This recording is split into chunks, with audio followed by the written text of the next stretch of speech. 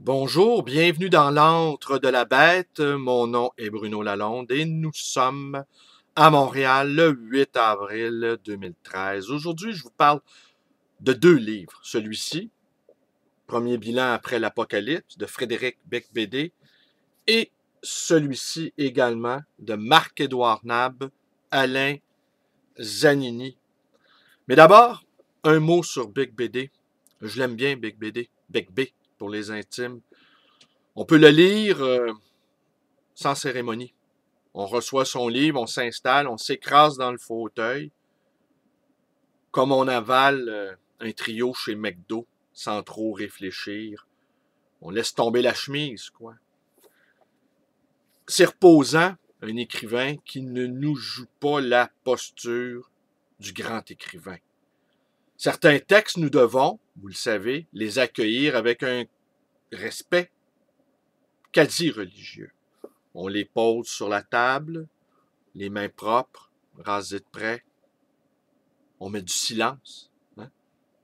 On installe le silence dans la pièce pour entendre les pulsations de son propre cœur se mêler à la trame narrative du texte.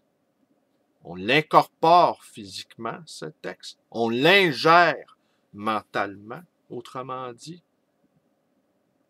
On le fait sien. On le fait circuler dans son propre sang, comme des globules rouges, bourrés d'oxygène. Mais rien de tel avec l'ami Beigbeder. Non, Beigbeder n'est pas un grand écrivain, ou du moins, il ne nous la joue pas ainsi. Sa superficialité apparente, reflet de notre époque, pourrait s'avérer, quand le temps aura fait son œuvre, se révéler peut-être plus pleine de subtilité et assurément de profondeur qu'on aurait pu le subodorer au moment où ces livres ont paru. Au moment où on a lu ces livres, quoi. Alors, qu'est-ce qu'est Premier bilan après l'Apocalypse? C'est les 100 livres qui ont le plus compté dans la vie de Frédéric Beigbeder. Les livres qui, selon lui, devraient rester. Beaucoup, je les connaissais. J'en connaissais quelques-uns que je ne connaissais pas. Et c'est un des mérites de ce livre, c'est qu'il nous donne à lire. Il nous indique des pistes. Et il y en a une petite dizaine que je ne connaissais même pas de nom. Et puis d'autres que je connaissais très bien pour les avoir lus, dont Marc-Édouard Nab. Mais l'hommage que lui rend Frédéric Beigbeder est un hommage, à mon avis, univoque. Ça ressemble davantage à un règlement de compte. Tenez, je vais vous lire les dernières lignes. Et d'emblée, il nous raconte que ses meilleurs livres, selon lui, c'est son journal, paru en 4 tomes, où il nous relate, dans le moindre détail, sa vie. Il ne nous épargne rien.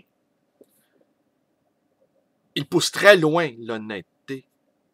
Marc-Édouard Nab à un niveau étonnant. Il dit également, Beigbeder, que c'est au Régal des Vermines, qui est un de ses meilleurs livres, son premier. On se rappelle de son entrée en littérature lors de cette apparition tonitruante chez Pivot. Et il nous dit également, à chacun mes goûts. Quant à moi, ce n'est pas lui son meilleur. Et je vais vous lire d'abord avant ce qu'il nous dit ici.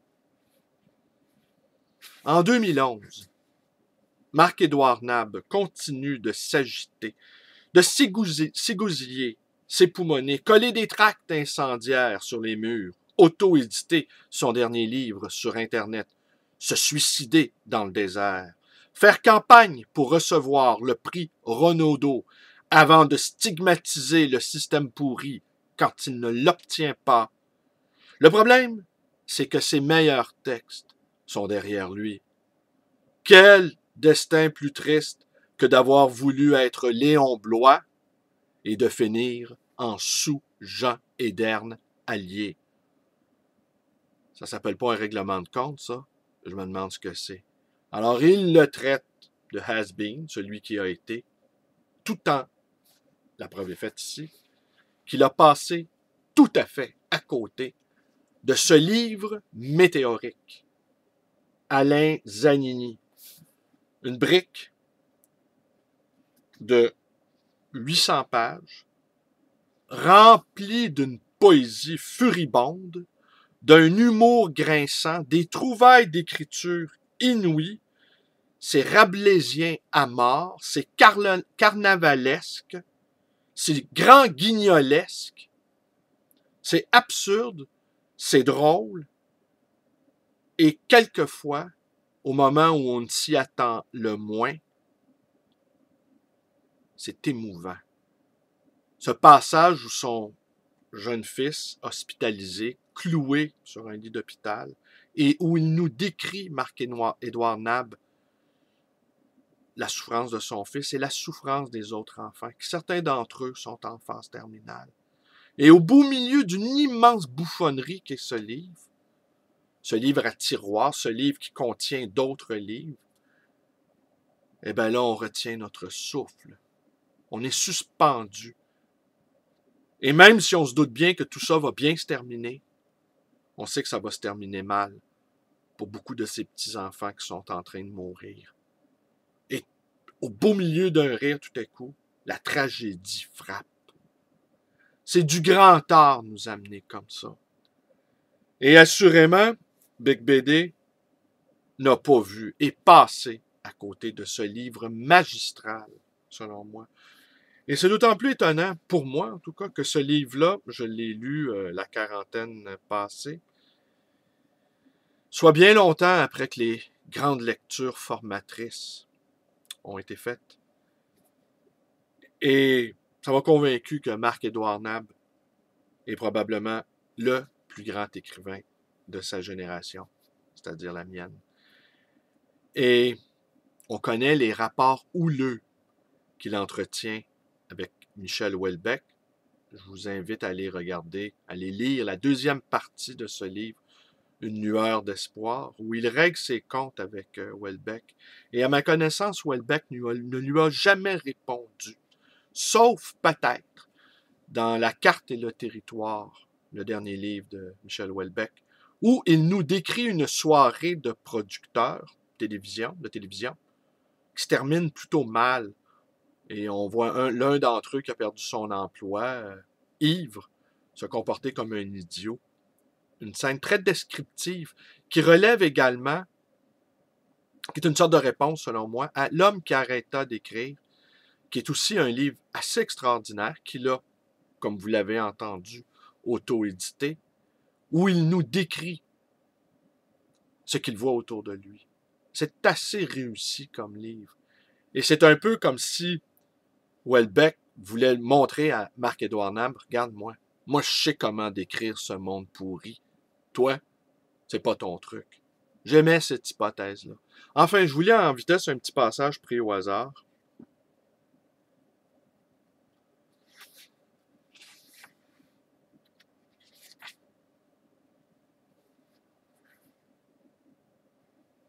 Attendez. Allez, non, ça c'est pas pris au hasard. Allez. Quel vent! Nous partîmes de bon matin de la maison de la Vierge. Sur la route, un Turc en tracteur nous prit en stop. Il ramenait un beau bouc à Selçuk. C'était le fameux fugitif de l'an dernier. La bête, sentant qu'elle allait passer au sacrifice pour la fête du Beiram, s'était tirée en galopant dans tout le village. On avait mis 3 jours à la retrouver. Le conducteur nous installa avec son trésor dans sa carriole. Amphéloula était incommodé par l'odeur et les longs poils du bouc. Oedipe se blottissait contre son maître, qui admirait ses grandes courbes, ses grandes cornes en spirale. Il n'y avait que moi pour compatir à la paranoïa de l'animal, si lisible dans son regard fier et craintif.